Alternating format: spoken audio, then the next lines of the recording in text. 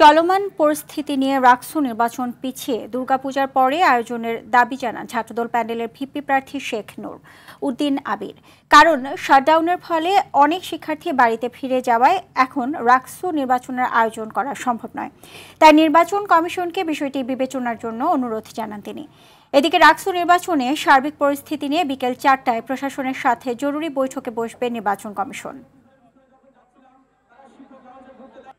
যদি চলতে থাকে তাহলে ঘৃণা চোখে দেখছে আমি মনে করি কি আজ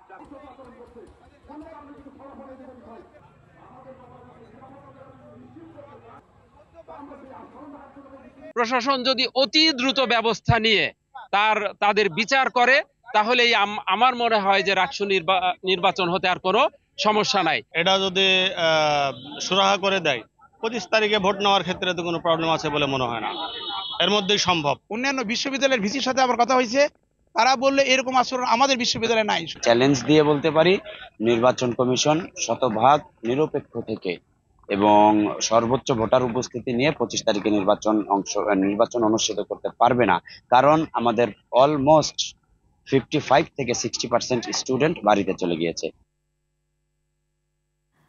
দর্শক, রাজশাহী বিশ্ববিদ্যালয়ের সর্বশেষ পরিস্থিতি জানাতে সরাসরি যুক্ত হচ্ছেন সহকর্মী আমির ফয়সাল।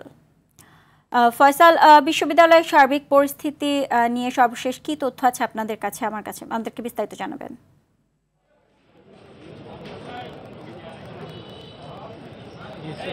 আপনি জানেন যে দীর্ঘ 35 বছর পর হতে যাচ্ছে আগামী 25 সেপ্টেম্বর, তা কিন্তু অনিশ্চয়তার মধ্যে পড়েছে।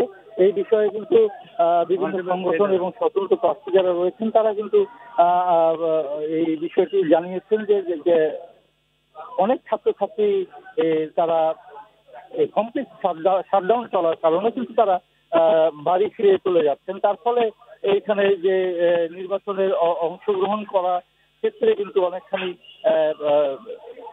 যে ভোটার সংকটের বিষয়টিও হয়তো তারা মাথায় নিয়েছেন। এই সব বিষয়গুলো নিয়ে নির্বাচন কমিশনের কাছে বেশ কয়েকজন স্বতন্ত্র প্রার্থী সংগঠন তারা কিন্তু বিষয়টি জানিয়েছেন। এর পাশাপাশি কিন্তু আরো কিছু স্বতন্ত্র প্রার্থী তারা কিন্তু নির্বাচন কমিশনকে জানাচ্ছেন যে যদি নির্বাচনের পরিবেশ সুস্থ, সুন্দর এবং শান্তিপূর্ণভাবে নিশ্চয়তা প্রদান করে এবং তা যদি দৃশ্যমান হয় তাহলে নির্বাচন 25 তারিখ হতে পারে। এর পাশাপাশি সম্মিলিত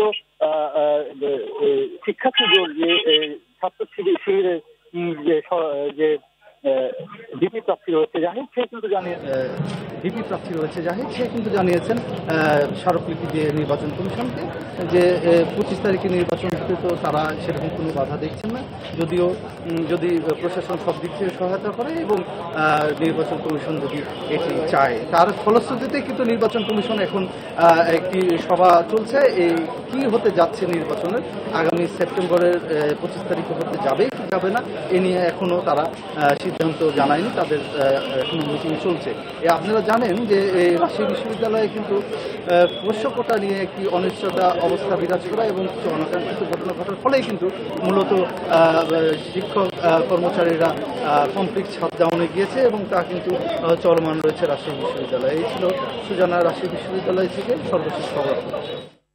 জি, আপনাকে ধন্যবাদ।